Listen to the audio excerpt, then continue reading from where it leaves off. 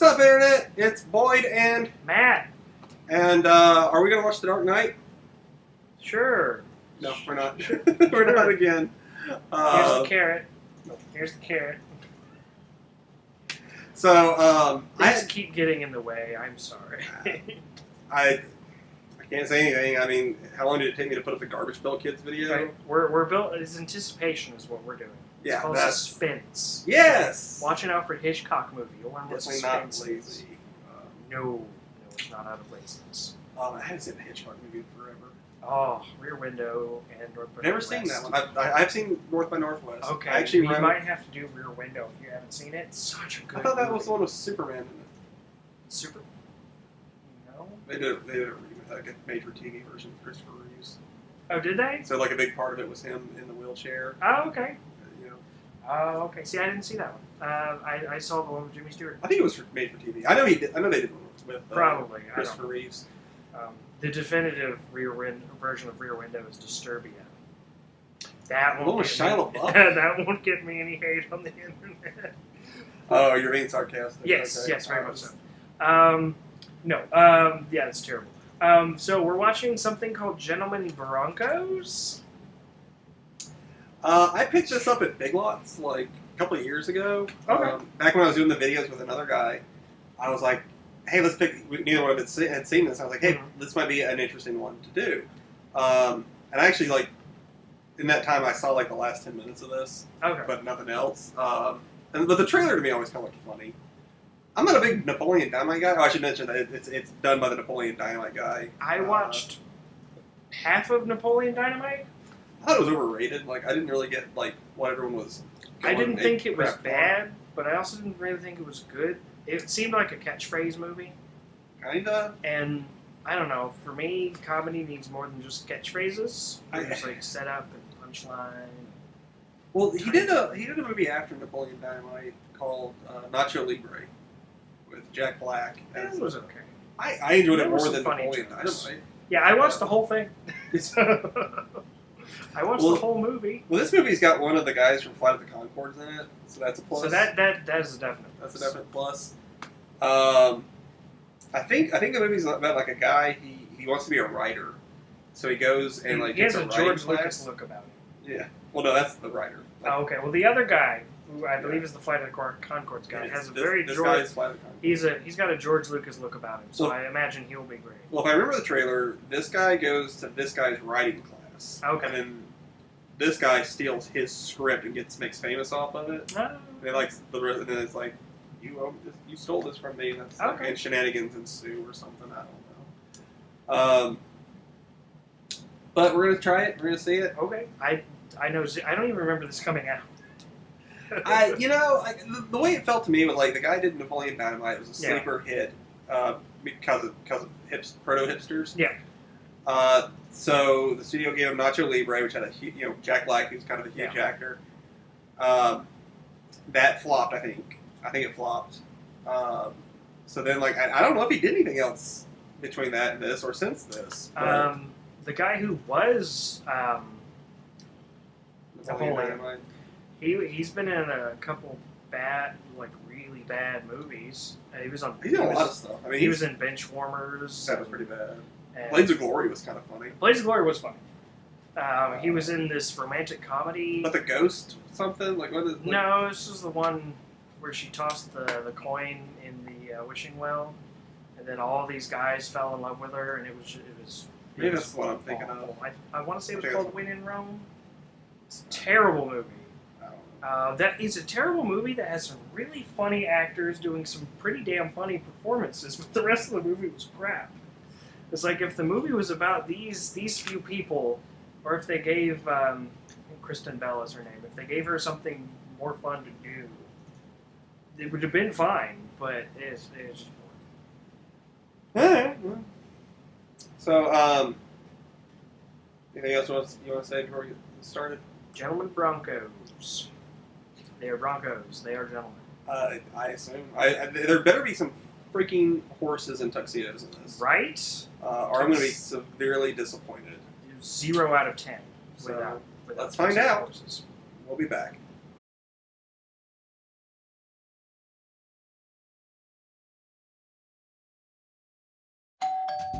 Dusty. I want you to meet Benjamin. But I noticed you didn't have any friends, so I signed you up for the Guardian Angel program at church. Your mom's smoking hot. If I play my cards right, maybe someday I'll be your real guardian. Good morning, homeschoolers. You're really gonna enjoy the best writers' camp in the state. I'd like to introduce you to one of the greatest science fiction authors of our time, Ronald Chevalier. I'm assuming you love to write fantasy fiction, except the character names in your stories are suffering. Need thou not be afraid? We can add Onius, Ainus, or Anus to just about anything, and it becomes magical. So when are you gonna let me read one of your stories? I've let my mom read a few, but they've just made her cry. You can read this. Bronco and Vinaya began their assault on the East Factory. Bronco. I am your soldier. I'll cut to the chase. Unless you can give us something worth taking to print, we're just gonna have to let you go. Bronco. I can do better. Broncanus. Forgive me. Cyclops there. Cyclops there. Cyclops there. Turrets. Oh my holy crap. Surveillance does. I hate those. It's fantastic. And I've already approved it for print. Oh my gosh, is that the new Chevalier book? You stole my story. Awesome. All you did was change the character names and turn Bronco into a tranny. This is ridiculous. Cookie! How about you come down here and fight me like a man? Seize him. If there's one thing I can't stand, it's plagiarism. I'm completely distressed. I can't even concentrate on my audiobook narration. Gentlemen Broncos.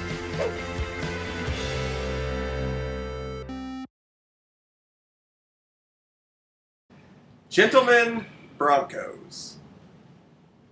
I'm gonna let you start on this one. Oh my god. This friggin' movie. It is the most indie movie I've ever seen. And I don't mean that in a good way at all.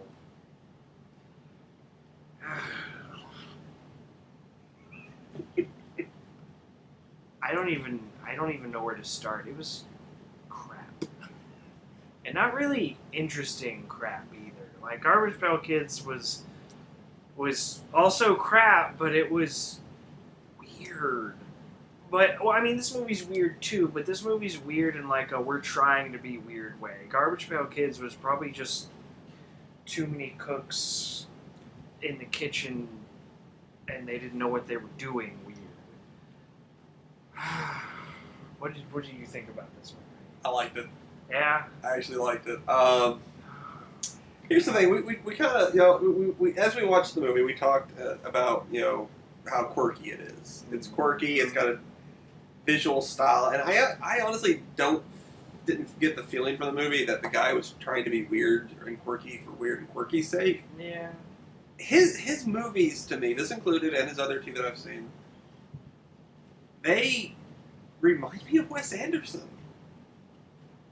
And I really like Wes Anderson. I like Wes Anderson, but this doesn't feel like trying to.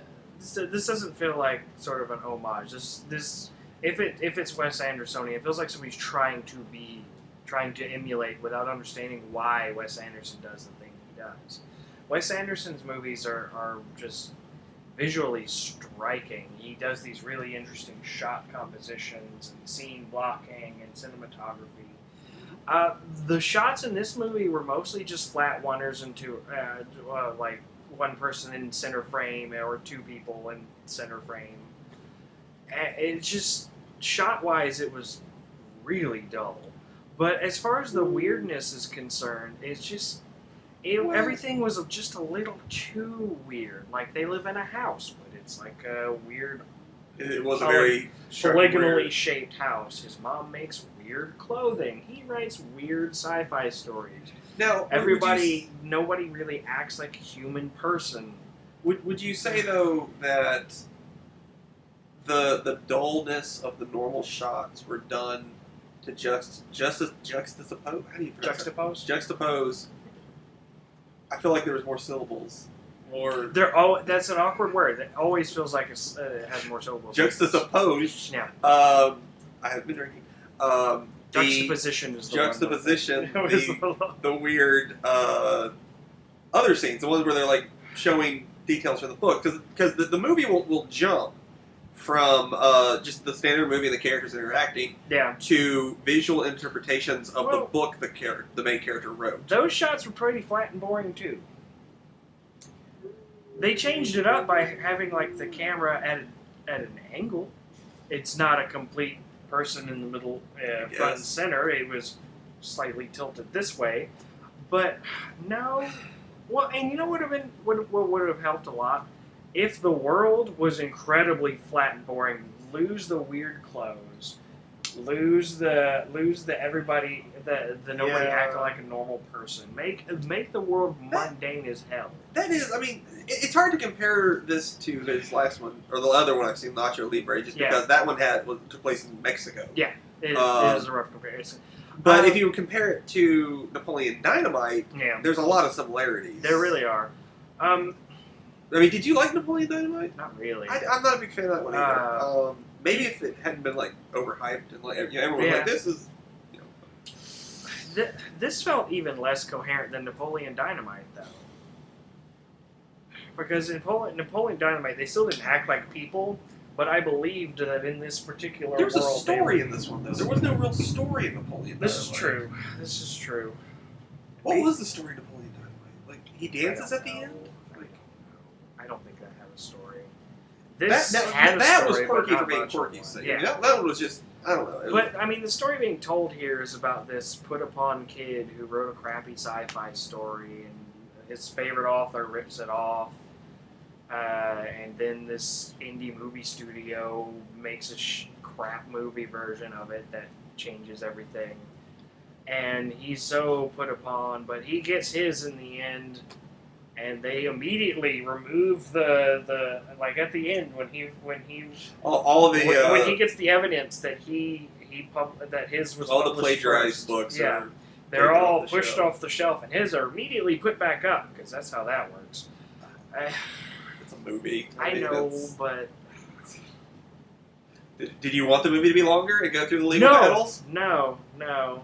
I mean, what I thought it was going to do was he looks, because his mom registered every story he wrote with some publishing guild or something like that, and so that's how he was able to prove that the story was that the author ripped off was his.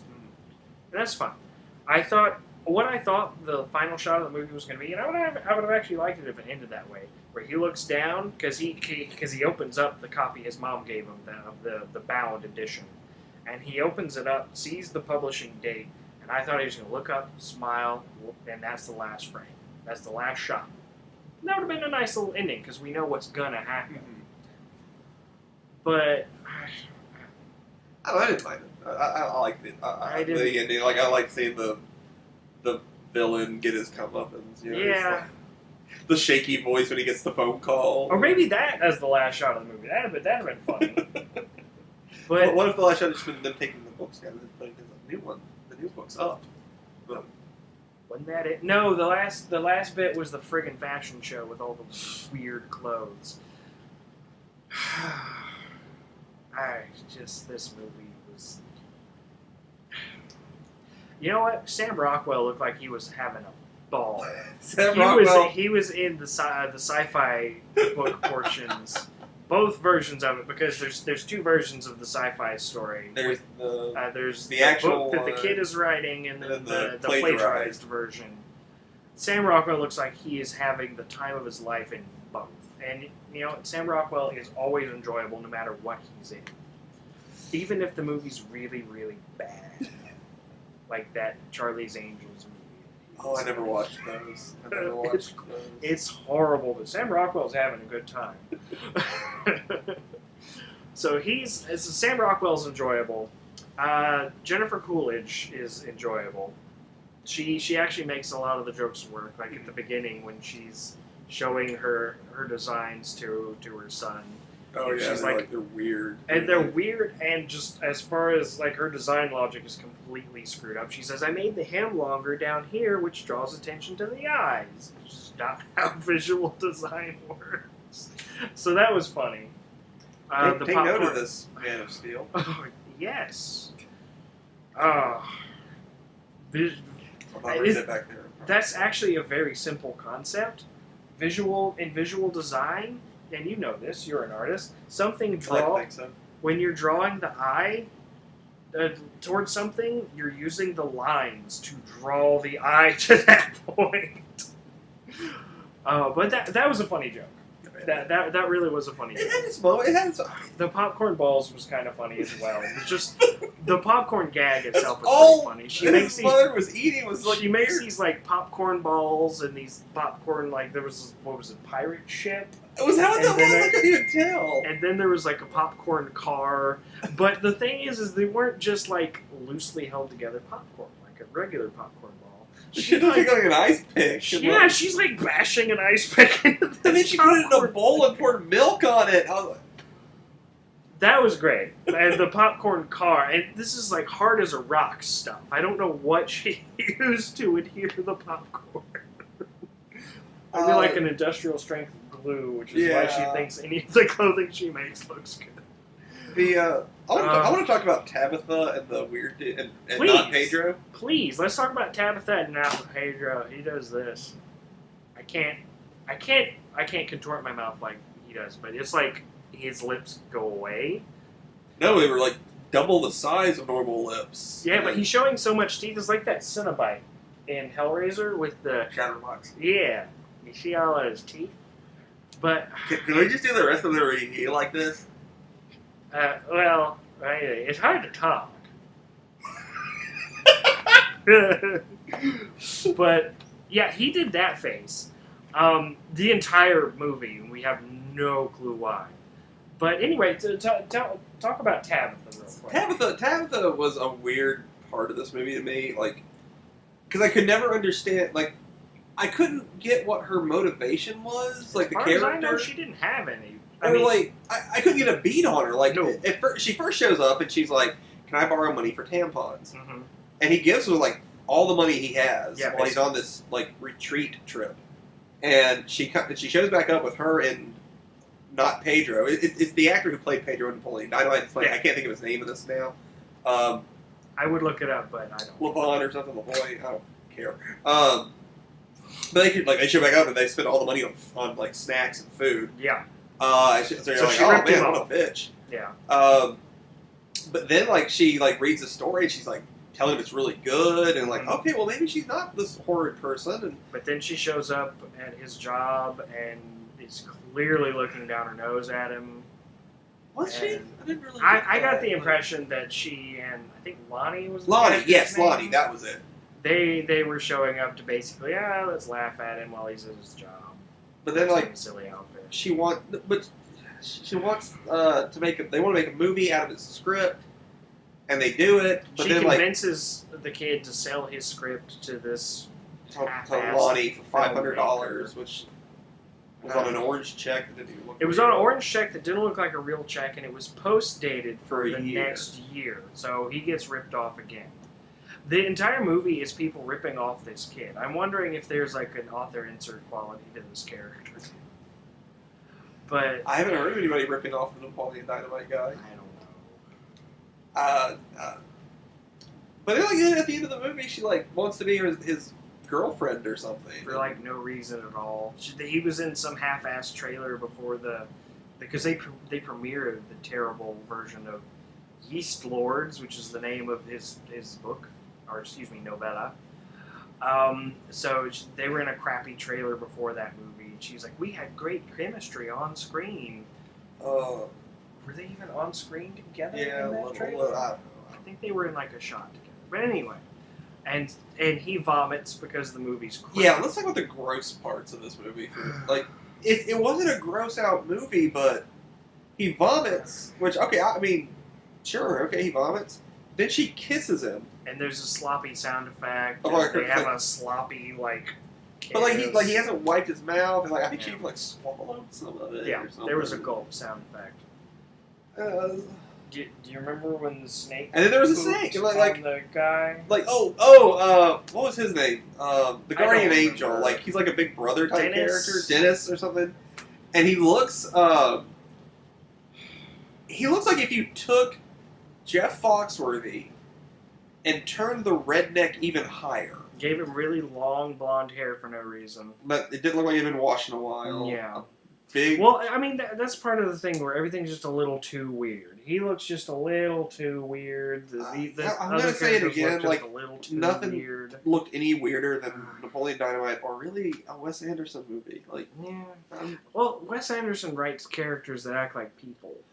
There's a distinct difference between... Weird people, but people. Yeah. I don't know, I'm just saying, I don't... I'm not going to knock the quirkiness. The visual style that he tried to create and the tone that he created. Yeah. I don't think it was a bad thing like you do.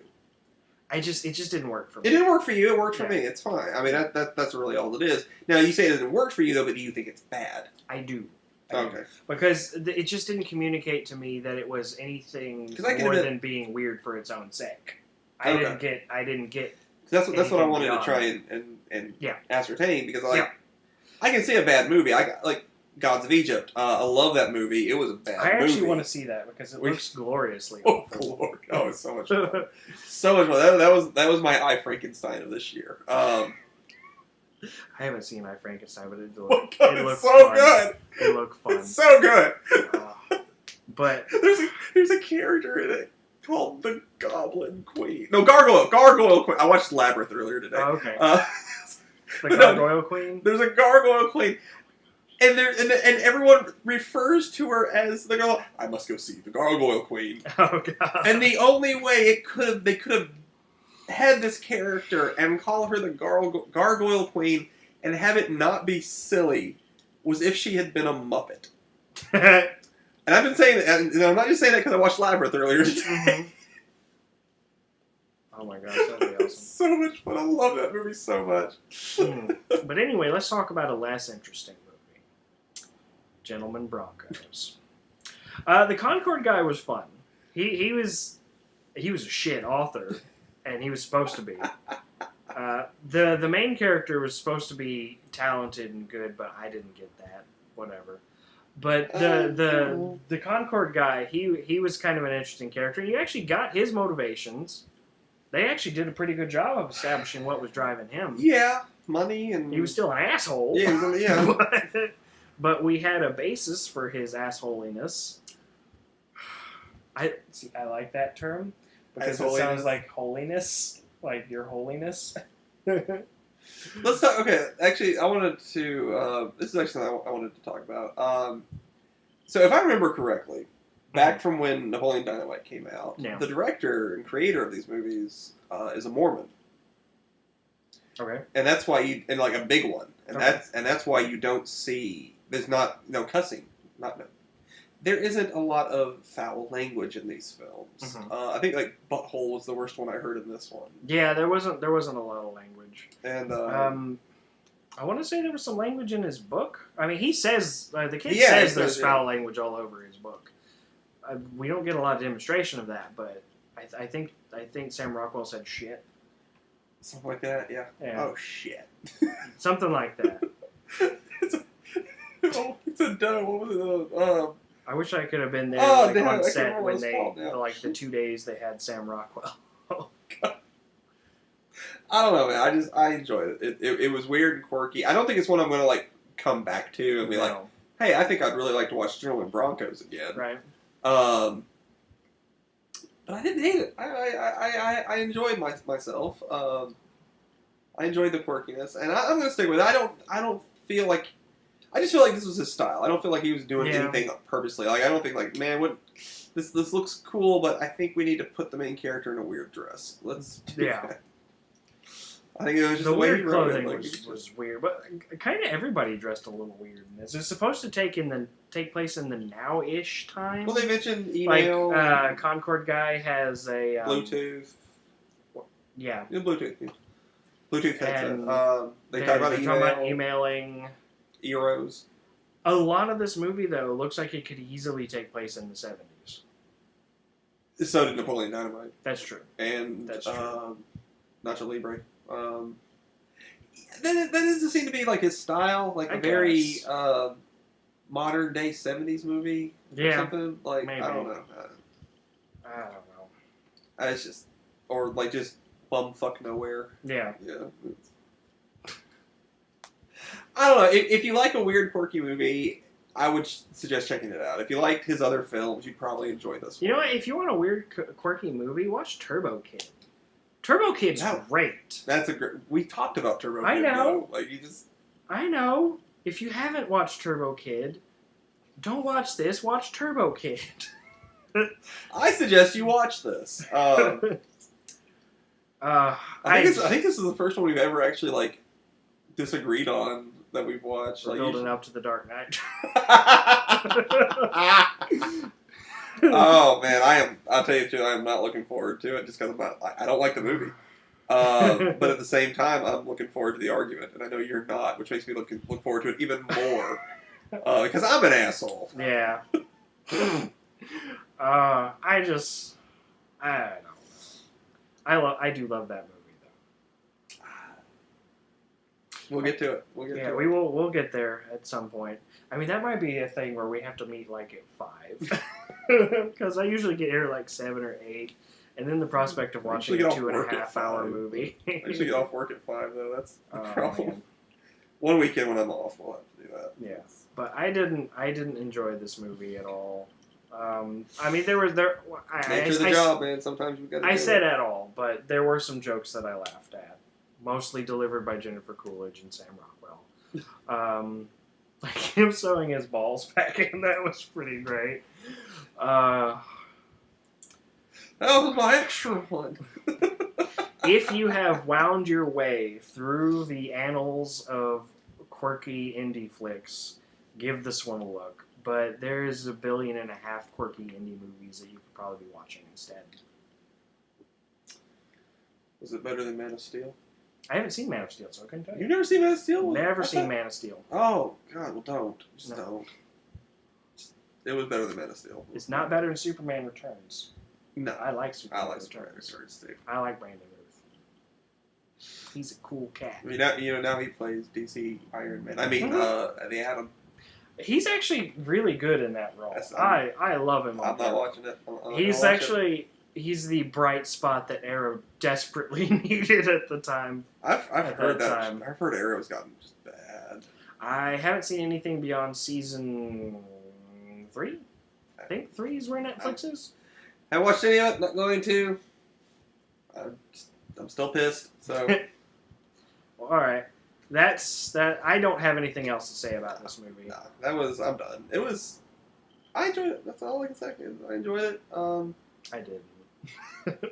Nature of the job. Yeah. All right, guys. Well, till next time. Bye. I'm gonna go watch Drive. Drive's a good movie.